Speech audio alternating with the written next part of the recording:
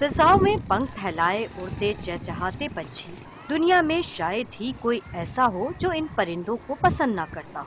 आजादी की अलामत समझे जाने वाले इन बेज़बानों से अक्सर उनकी आजादी छीन ली जाती है और उन्हें आईनी तारों से बने खूबसूरत पिंजरों में कैद कर दिया जाता है, जो उन नन्ही जानों को कैदो बंद की सोबतों से आशना करती है। लेकिन बंदी बनाने वाले खुद भी कहते हैं कि दुनिया को रंग और खूबसूरती देने वालों के साथ ये नारवा सलूक मुनासिब नहीं। बहुत बेहतर अंदाज में रखा जाना चाहिए, क्योंकि ये बड़ी जगह में रहने वाले जानवर हैं और अगर इन्हें बेच भी रहे होते हैं तो इनको डेफिनेटली बेटर स्टेट में होना चाहिए। कैद करना है इनका बहुत ज़्यादा गुनाह मिलता है, तो बहुत ज़्यादा है इनको। की देखभाल सही तरीके से कर नहीं पाते। अब आपके सामने ही देखें, सारी खूबसूरती इसकी खराब हो रही है, किस तरीके से इसको रखा हुआ है।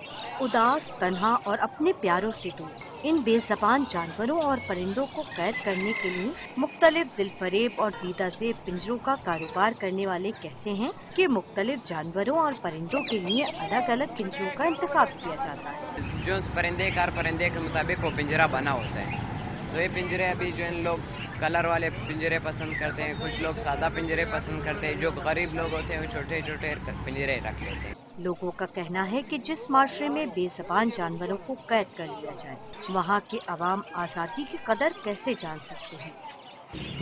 कैद चाहे सोने के पिंजरे में ही क्यों ना हो, आज़ादी से ज्यादा कीमती नहीं होती। कैमरामैन फहीम रजा के साथ नुसरत वसी, डॉन न्यूज़, कराची।